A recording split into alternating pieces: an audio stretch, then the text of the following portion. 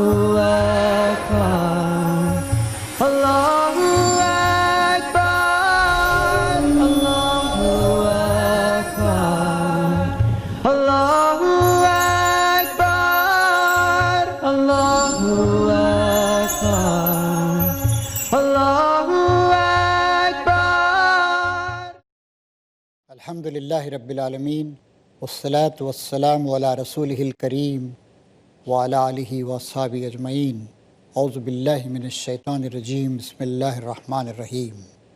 پیس T V Urdu کے قابل احترام ناظرین، ہمارے تسلسل کے ساتھ چلنے والے اس پروگرام نور قرآن میں آپ سب کا مخلصانہ خیر مقدم.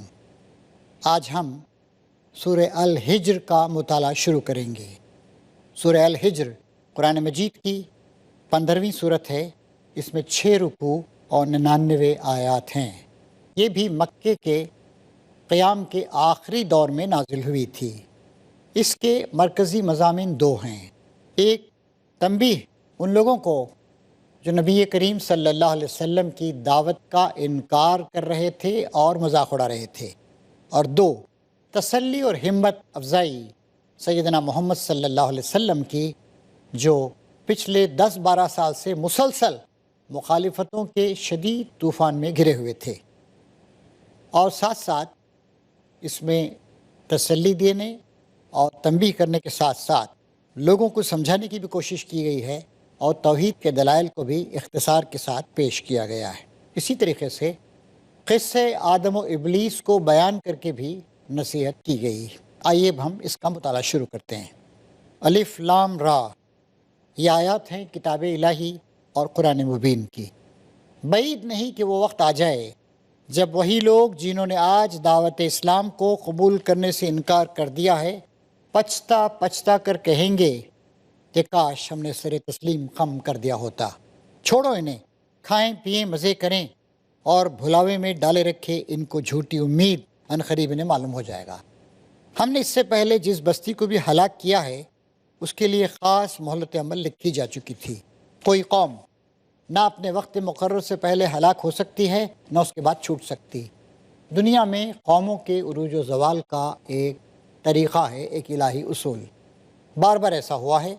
اللہ تعالیٰ اس کا قرآن مجید میں بار بار ذکر کرتا ہے، اس کی مثالیں بھی دیتا ہے کہ جب وہ مہلت کسی قوم کی ختم ہو گئی تو پھر وہ ایک دن کے لیے بھی زندہ نہیں رہی. یہ مہلت کبھی کم ہوتی ہے اور کبھی زیادہ، کبھی مختصر کبھی لمبی. یہ اللہ تبارک و تعالیٰ کے طور طریقے ہیں، اور اللہ تبارک و تعالیٰ فیصلے صحیح طریقے سے کرتا ہے. ظاہر ہے یہ لوگ کہتے ہیں اے وہ شخص جس پر ذکر نازل ہوا ہے تو یقیناً دیوانہ ہے. ذرا سوچئے، نبی کریم صلی اللہ علیہ وسلم اللہ تعالیٰ کی طرف سے دنیا جہان کے لوگوں کے لیے نازل ہونے والی ہدایات کو لوگوں کے سامنے پیش کر رہے ہیں. لوگ آپ کو مذاق اڑا رہے ہیں، آپ سے مختلف قسم کے معجزوں کا مطالبہ کر رہے ہیں، اور کہہ رہے ہیں کہ آپ دیوانے ہیں. اگر تو سچا ہے تو ہمارے سامنے فرشتوں کو لے کیوں نہیں آتا؟ ان کی اس بات کا جواب دیتے ہوئے اللہ تعالیٰ فرما رہا ہے، ہم فرشتوں کو یوں ہی نہیں اتار دیا کرتے. وہ جب اترتے ہیں تو حق کے ساتھ اترتے ہیں، اور پھر لوگوں کی مہلت نہیں دی جاتی. اور یہ ذکر قرآن مجید جس کی لوگ مخالفت کر رہے تھے، اس کتاب نصیحت کی، اللہ تعالیٰ یہاں فرماتا ہے اِنَّا نَحْنُ نَزَّلْنَا الذِّكْرَ وَإِنَّا لَهُ لَحَافِظُونَ. ہم نے اس کتاب ہدایت کو نازل کیا ہے، قرآن مجید کو، ہم ہی اس کی حفاظت کریں گے. یہ صرف مکے کے لوگوں کے لیے نہیں آیا، یہ صرف 7ویں صدی عیسوی کے لیے نہیں آیا ہے، یہ رہتی دنیا تک کے لیے آیا ہے. یہ اللہ تعالیٰ کا آخری صحیفہ ہدایت ہے، اور اللہ تعالیٰ نے اس کی حفاظت کا ذمہ لیا. چنانچہ دنیا کی دیگر زبانیں تبدیل ہو گئیں، لیکن قرآن مجید کی زبان عربی زبان آج تک تبدیل نہیں ہوئی. اگرچہ کہ اس کے کچھ مختلف مقامات پر بول چال کی زبان میں کچھ تبدیلی ہوئی ہے، لیکن جہاں تک سٹینڈرڈ کلاسیکل عربی کا تعلق ہے آج تک اس میں کوئی تبدیلی نہیں ہوئی. انگریزی زبان زیادہ سے زیادہ 300-400 سال پرانی، اردو زبان 200-300 سال پرانی، سنسکرت وغیرہ عبرانی وغیرہ بہت پرانی زبانیں ہیں، 2-3 ہزار سال، لیکن وہ بالکل اپ ڈیٹ لینگویجز ہو گئی. عربی آج بھی ایک لیونگ لینگویج ہے، زندہ زبان ہے 25 کروڑ انسانوں کی. اور قرآن مجید کے جو مفاہیم ہیں گویا انہوں نے اس زبان کو برقرار رکھا ہے، اور قرآن شریف کا کوئی لفظ آج تک پرانا نہیں ہوا. مبتذل نہیں قرار دیا گیا، آبسولیٹ نہیں ہوا۔ اس زبان کو بھی اللہ تعالیٰ نے محفوظ رکھا ہے، پھر اس کے مفہوم کو بھی باقی رکھا ہے کہ قرآن مجید پر جیسے کہ فرمایا نبی کریم صلی اللہ علیہ وسلم نے، نہ آگے سے حملہ ہو سکتا ہے، نہ پیچھے سے، نہ دائیں سے، نہ بائیں سے۔ یہ کتاب ہدایت ہے، اور یہ ان لوگوں کی نامعقولیت اور تنگ نظری تھی کہ نبی کریم صلی اللہ علیہ وسلم کی دعوت کا لوگ انکار کر رہے تھے، آپ کو شاعر اور مجنوں اور دیوانہ کہتے تھے، لیکن اللہ تعالیٰ کہتا ہے کہ یہ بہت عظیم ذکر ہے۔ حاضرین، کتنی بڑی رحمت ہے اللہ تعالیٰ کی، کتنی بڑی نعمت ہے جس نے اس نے امت مسلمہ کو نوازا ہے، یہ کتاب ہدایت جو قیامت تک لوگوں کی رہنمائی کرتی رہے گی۔ اسی لیے ہماری ذمہ داری ہے کہ ہم اسے پڑھیں، تلاوت کریں، یاد کریں، حفظ کریں، نمازوں میں اس کی تلاوت کریں، سمجھیں، سمجھائیں، اور دنیا جہان کے لوگوں کے سامنے اس آفاقی پیغام کو پیش کریں۔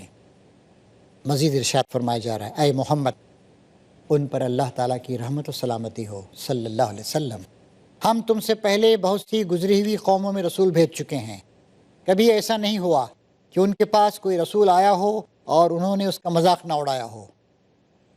نبی کریم صلی اللہ علیہ وسلم کو اطمینان دلایا جا رہا ہے، اور جو لوگ نبی کریم صلی اللہ علیہ وسلم کی پیروی کرتے ہوئے دنیا کے لوگوں کے سامنے اللہ تعالیٰ کے دین کی دعوت کو، قرآن کی دعوت کو پیش کر رہے ہیں، انہیں بھی اطمینان حاصل کرنا چاہیے ان آیات کو پڑھ کر۔ ہمارا کام پہنچانا ہے، ہدایت دینا نہیں دینا اللہ تعالیٰ کا کام، ماننا نہیں ماننا مخاطبین کا کام۔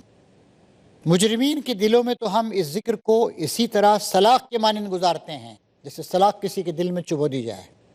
جو مجرمین ہیں، جو جرائم کا شکار ہیں، بدکاریوں بدماشیوں کا شکار ہیں، جو بد نظر ہیں، بدخماش ہیں اور بدی پر اتارو ہیں، یوں محسوس ہوتا ہے اس تعلیمات کو سن کر کہ گویا سلاخ جو اتاری جا رہی ہے، وہ اس پر ایمان نہیں لایا کرتے۔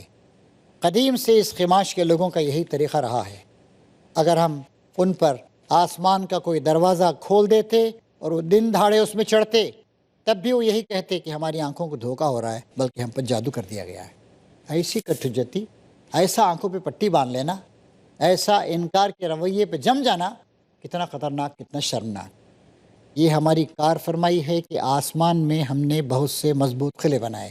اب اللہ تعالیٰ اپنی عظمت اور اپنی کار فرمائی کی طرف لوگوں کو متوجہ کر رہا ہے، فرماتا ہے یہ ہماری کار فرمائی ہے کہ آسمان میں ہم نے بہت سے مضبوط قلعے بنائے۔ دیکھیے، قلعہ ایک تو ہوتا ہے جو پتھر سے بنتا ہے، لیکن بہت سے ایسے قلعے ہیں اللہ تعالیٰ کے پاس جہاں سرحدیں ہیں، یعنی کوئی چیز فلاں جگہ سے فلاں جگہ نہیں جا سکتی، ایٹماسفیئر فلاں جگہ تک ہے، خلا فلاں جگہ تک ہے، فلاں چیز فلاں جگہ سے آگے نہیں، وہ بھی خلا ہے۔ اس طرح کے بہت سارے قلعے اللہ میاں نے اس کائنات میں، ہمارے سولار سسٹم میں، ہماری زمین کے ایٹماسفیئر میں، ہماری گیلیکسی میں اور دیگر گیلیکسیز میں بنا رکھا ہے۔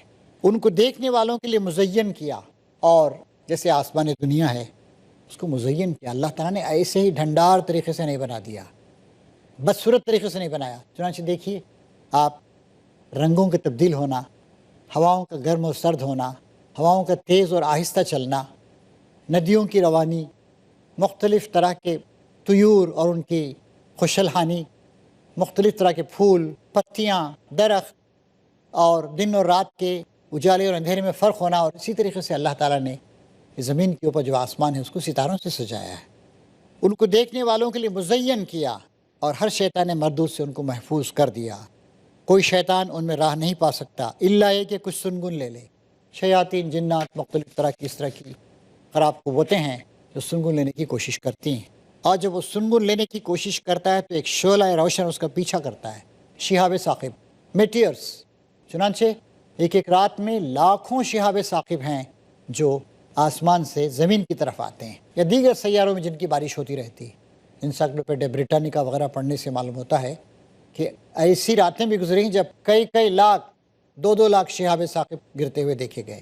یہ میٹیئرس ہیں، یہ مختلف طرح کے پتھر ہیں جو خلائے بسیط میں، اسپیس میں جگہ جگہ گردش کر رہے ہیں۔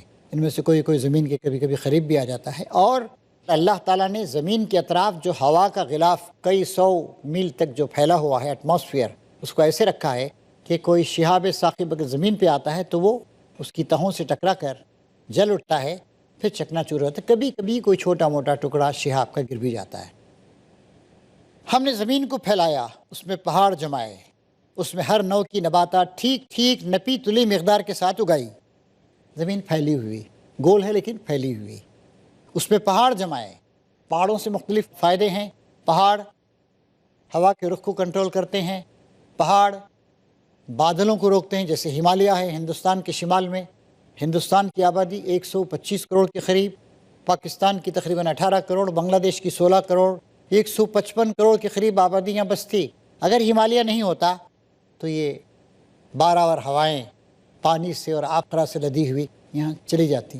اس کی وجہ سے ہمالیہ کا جو پہاڑ اللہ تعالیٰ نے بنایا ہے، اس کی وجہ سے یہ بات ممکن ہو سکی کہ بر اعظم میں ہند و پاک و بنگلہ دیش میں تقریباً 155 کروڑ انسان زندہ رہ سکیں، ان کی زندگی چل سکے۔ ہم نے زمین کو پھیلایا، اس میں پہاڑ جمائے، اس میں ہر نوع کی نباتات ٹھیک ٹھیک نپی تلی مقدار کے ساتھ اگائی۔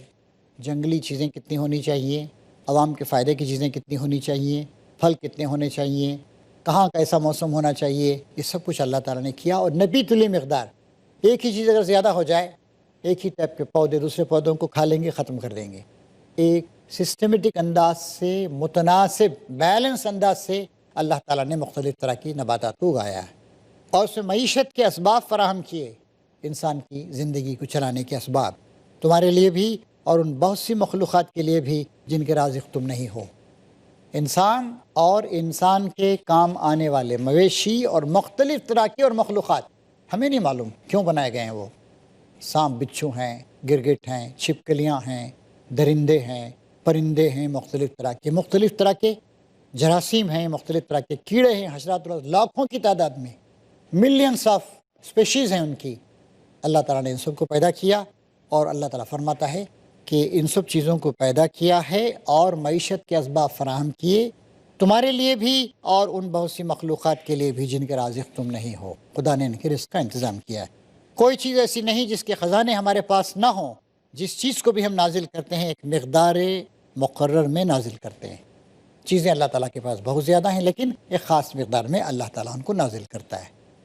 ناظرین کرام، ایک مختصر سے بریک کی ساعتیں آ گئی ہیں، انتظار فرمائیے۔ بریک کے بعد انشاءاللہ پھر ہمارا مطالعہ جاری رہے گا۔ بریک کے بعد دوبارہ آپ کا استقبال۔ آئیے ہم کچھ تیزی کے ساتھ مطالعہ قرآن کے اس سفر کو جاری رکھیں۔ بریک سے پہلے بات آئی تھی کہ اللہ تعالیٰ فرماتا ہے کہ ہمارے پاس ہر چیز کے خزانے ہیں، لیکن ہم جس چیز کو بھی انسانوں کے لیے نازل کرتے ہیں ایک مقدار میں نازل کرتے ہیں۔ ایک مثال، زمین پر 71% سمندر ہیں۔ سمندروں میں جتنا پانی ہے اس کا 97% سمندروں میں ہے، 2% ندیوں، نالوں، جھیلوں، تالابوں میں ہے، 1% سرکولیشن میں ہے، اوپر جا رہا ہے، بھاپ بن کر، بارش بن کر ابھر رہا ہے۔ پانی بہت زیادہ ہے، کروڑوں ٹن پانی ہے، لیکن تھوڑا سا پانی انسانوں کے کام میں آتا ہے، لیکن خزانے اللہ تعالیٰ کے پاس بہت سارے ہیں۔ 12 ہواؤں کو ہم ہی بھیجتے ہیں، پھر آسمان سے پانی برساتے ہیں، اس پانی سے تمہیں سیراب کرتے ہیں، اس دولت کے خزانہ دار تم نہیں ہو۔ پانی کتنا عام ہے، پانی کے بغیر انسانی زندگی کا، ایگریکلچر کا، حیات کا تصور نہیں کیا جا سکتا ہے۔ اللہ تعالیٰ کہتا ہے اس کے خزانہ دار تم نہیں ہو۔ زندگی اور موت ہم دیتے ہیں اور ہم ہی اس سب کے وارث ہونے والے ہیں۔ پیدا کس نے کیا؟ اللہ نے۔ موت کون دیتا ہے؟ اللہ تعالیٰ۔ کوئی کسی کو پیدا کر سکتا ہے؟ نہیں۔ موت دے سکتا ہے؟ نہیں۔ زندگی اور موت اللہ تعالیٰ کے ہاتھ میں ہے۔ پہلے جو لوگ تم میں سے ہو گزرے ہیں ان کو بھی ہم نے دیکھ رکھا ہے، اور بعد کے آنے والے بھی ہماری نگاہ میں ہیں۔ یقیناً تمہارا رب ان سب کو اکٹھا کرے گا، وہ حکیم بھی ہے اور علیم بھی ہے۔ یہ بھی بڑی بنیادی بات بتائی گئی ہے تاکہ لوگ اللہ تعالیٰ کو پہچانیں۔ پھر اس کے بعد اللہ تعالیٰ یہاں پر ہمارے سامنے یہ مثال پیش کرتا ہے کہ اللہ تعالیٰ نے آدم علیہ السلام کو مٹی سے بنایا، مٹی کے سوکھے گارے سے بنایا، پھر جنوں کو آگ کی لپٹ سے پیدا کیا۔ یہ بھی دیکھیے، گوشت پوست معلوم ہوتا ہے، لیکن ہمارے بدن میں جو گوشت پوست ہے، جو خون ہے، ہڈیاں ہیں، یہ سب کی سب زمین سے آئی۔ وہی کاربن، وہی سلیکا، وہی نائٹروجن، وہی ہائیڈروجن، وہی آکسیجن، وہی کیلشیم، وہی پوٹاشیم، وہی تھوڑے سے میٹلز، انہی سے ہمارا بدن بنا ہے۔ جانور بھی جو بنے ہیں وہ بھی زمین کی پیداوار کو کھا کے ہی بنتے ہیں۔ تو اللہ تعالیٰ یہاں فرماتا ہے جنوں کو آگ کی لپٹ سے پیدا کیا۔ اللہ تعالیٰ سب کچھ کر سکتا ہے۔ فرشتوں کو جو دوری مخلوق ہیں کسی اور طریقے سے پیدا کیا۔ جنوں کے بارے میں بہت زیادہ ہمیں علم نہیں ہے، لیکن ہم اپنے بارے میں جانتے ہیں کس طریقے سے زمین کے اجزاء سے اللہ تعالیٰ نے ہم کو بنایا۔ پھر یاد کرو اس موقع کو جب اللہ نے فرشتوں سے کہا میں ایک انسان بنانے والا ہوں، تم سب اس کے آگے سجدے میں گر جانا، جب میں اسے بنا دوں اور اپنی روح میں سے کچھ پھونک دوں۔ تمام فرشتوں نے سجدہ کیا لیکن ابلیس نے انکار کیا، اور ابلیس سے پوچھا گیا، تفصیل میں گئے بغیر صرف اشارہ کر رہا ہوں ان آیات کی طرف، کہ تو نے سجدہ کیوں نہیں کیا؟ تو اس نے کہا کہ تو نے مجھے آگ سے پیدا کیا ہے، جن تھا وہ، اور اس کو تو نے مٹی سے پیدا کیا، میں اعلیٰ اور برتر ہوں۔ اللہ تعالیٰ نے اس کو مردود قرار دیا، کہا اب روز جزا قیامت کے دن تک تجھ پر لعنت ہے۔ اس نے مہلت مانگی، اللہ نے مہلت دے دی۔ پھر اس نے کہا میرے رب جیسا تو نے مجھے بہکایا ہے اسی طرح میں زمین میں، اللہ تعالیٰ نے بہکایا نہیں، اللہ تعالیٰ نے اس کے اندر جو چھپی ہوئی خود پرستی تھی اس کو کام کرنے کا موقع دیا، اور شیطان کی خود پرستی ابھر کر چلی آئی۔ تو شیطان نے کہا میرے رب جیسا تو نے مجھے بہکایا اسی طرح اب میں زمین میں ان کے لیے دل فریبیاں پیدا کر کے ان سب کو بہکاؤں گا، سوائے تیرے ان بندوں کے جنہیں تو نے ان میں سے خالص کر لیا ہو۔ فرمایا یہ راستہ ہے جو سیدھا مجھ تک پہنچتا ہے، بے شک جو میرے حقیقی بندے ہیں ان پر تیرا بس نہ چلے گا، تیرا بس تو صرف ان بہکے ہوئے لوگوں ہی پر چلے گا جو تیری پیروی کریں گے، اور ان سب کے لیے روز جزا تک جہنم۔ اختصار کے ساتھ اس بات کو یہ سمجھ لیجئے کہ شیطان نے بغاوت کی، فرشتوں کو ایک علامت کے طور پر سجدہ کرنے کا حکم دیا گیا تھا آدم کو یا انسان کو، مطلب یہ ہے کہ اللہ تعالیٰ اسے خلیفہ بنا کر زمین پہ بھیج رہا ہے، لہٰذا اس سے تعاون کیا جائے۔ لیکن شیطان اپنی بڑائی کے گھمنڈ میں پڑ گیا، تکبر کا شکار ہو گیا، اس نے کہا کہ نہیں، میں اس کی بڑائی کو تسلیم نہیں کرتا ہوں، مجھے ملنا چاہیے تھا مقام مرتبہ۔ اور پھر کہا میں ثابت کروں گا کہ یہ نمک حرام ہے، یہ خلافت کے قابل نہیں تھا، مجھے ملنا چاہیے تھا یہ مقام و مرتبہ۔ تو اللہ تعالیٰ نے کہا کہ جو بھی تیری پیروی کرے گا وہ جہنم کا حقدار ہوگا۔ پھر فرمایا جو میرے حقیقی بندے ہیں، کون ہیں حقیقی بندے؟ جنہوں نے اللہ کو پہچان لیا، اللہ کو جان لیا، اللہ کی اطاعت اختیار کی، نفس کی خواہشات سے پرہیز کیا، ان پر تیرا بس نہ چلے گا، تیرا بس تو صرف ان بہکے ہوئے لوگوں پر ہی چلے گا جو تیری پیروی کریں، اور ان سب کے لیے جہنم کی وعید ہے۔ اللہ نے پہلے دن صاف صاف بتا دیا۔ اب اللہ تعالیٰ فرما رہا ہے یہ جہنم جس کی وعید ابلیس کے پیروں کے لیے دی گئی ہے، اس کے 7 دروازے ہیں، ہر دروازے کے لیے ان میں سے ایک حصہ مخصوص کر دیا گیا ہے۔ مختلف طرح کے لوگ ہیں، مختلف طرح کے بہکاوے ہیں، مختلف طرح کی گمراہیاں ہیں، تو 7 بڑے بڑے دروازے ہیں۔ بخلاف اس کے متقی لوگ باغوں و چشموں میں ہوں گے۔ انسان اپنے رہنے کی جگہوں میں باغوں کو بہت پسند کرتا ہے، ان مکانات کو جو باغوں کے اندر ہوں، اور پھر بہتا ہوا پانی ہوں، چشمے ہوں، فوارے ہوں، تو کیا کہنے۔ چنانچہ جتنے محل ہوتے ہیں، جتنے عیش گاہیں ہوتی ہیں، جتنے اعلیٰ درجے کے مکان ہوتے ہیں، وہ باغوں میں بنائے جاتے ہیں، اور ان سے کہا جائے گا ادخلوها بسلام آمنین، داخل ہو جاؤ ان میں سلامتی کے ساتھ، بے خوف و خطر۔ وَنَزَعْنَا مَا فِي صُدُورِهِم مِّن غِلٍّ إِخْوَانًا عَلَى سُرُرٍ مُتَقَابِلِينَ، ان کے دلوں میں جو تھوڑی بہت کھوٹ کپٹ ہوگی اسے ہم نکال دیں گے، وہ آپس میں بھائی بھائی بن کر آمنے سامنے تختوں پر بیٹھیں گے، انہیں نہ وہاں کسی مشقت سے پالا پڑے گا اور نہ وہاں سے نکالے جائیں گے۔ جنت ہمیشگی کی جگہ ہوگی ہمارے نیک اعمال کے بدلے میں، اور وہاں سلامتی ہی سلامتی ہوگی، سلامت روی ہوگی، سلام، سلامتی، ہمیشگی، سرمدی پن۔ اور انسان جب دنیا میں ہوتا ہے کچھ کشمکش بھی ہو جاتی ہے آپس میں، نیک لوگوں میں بھی کچھ کشمکش ہو جاتی ہے، کچھ کھوٹ کپٹ، کچھ رشک کا جذبہ، کچھ اس طرح کی چیزیں ہو جاتی ہیں۔ اللہ تعالیٰ یہاں فرما رہا ہے کہ ان کے دلوں میں جو تھوڑی بہت کھوٹ کپٹ ہوگی اسے ہم نکال دیں گے۔ وہاں لوگ بالکل پاک صاف نیتوں کے ساتھ ایک دوسرے کے لیے اچھے جذبات کے ساتھ داخل ہوں گے، کیونکہ جنت لڑنے جھگڑنے، حسد کرنے وغیرہ کی جگہ نہیں ہے۔ وہ آپس میں بھائی بھائی بن کر آمنے سامنے تختوں پر بیٹھیں گے، تخت ہوں گے، تھرونز، انہیں نہ وہاں کسی مشقت سے پالا پڑے گا اور نہ وہاں سے نکالے جائیں گے۔ دنیا میں دیکھیے کتنی مشقتیں ہیں، کتنی پریشانیاں ہیں، کتنی تکلیفیں ہیں، کتنی بیماریاں ہیں، کمانا کتنا مشکل ہے، بزنس کرنا کتنا مشکل ہے، اتنا مشکل کہ چوٹی کا پسینہ ایڑی تک آ جائے۔ اور دنیا میں جو ظلم کا، استحصال کا، سرمایہ داری کا نظام ہے، کتنے لوگ ہیں زندگی کی بنیادی بالکل بنیادی ضروریات تک سے محروم ہیں، وہاں اللہ تعالیٰ یہ ساری کی ساری چیزیں دے گا، اور کسی قسم کی مشقت، کسی قسم کی محنت وہاں کرنی نہیں پڑے گی، اور نہ وہ وہاں سے نکالے جائیں گے۔ پھر یہ بھی اللہ تعالیٰ کی مہربانی ہے کہ وہاں ہمیشہ ہمیشہ رہیں گے۔ چنانچہ حدیثوں میں تفصیل کے ساتھ جنت کی تصویر کشی کی گئی ہے کہ وہاں پر ایک بار ایک دمبے کی صورت میں موت کو لایا جائے گا اور اس کو ذبح کیا جائے گا علامت کے طور پر، سمبولیکلی، اور کہا جائے گا کہ یہ موت ہے۔ جنت کے لوگ خوش ہوں گے کہ اب کبھی موت نہیں آئے گی، اور جہنم کے لوگ بہت زیادہ کبیدہ خاطر ہو جائیں گے، اب کاش ہم مر کے ختم ہو گئے ہوتے، اب جہنم میں ہمیشہ ہمیشہ ہم کو جلنا ہے۔ تو ہمیشہ کی زندگی وہ ہوگی۔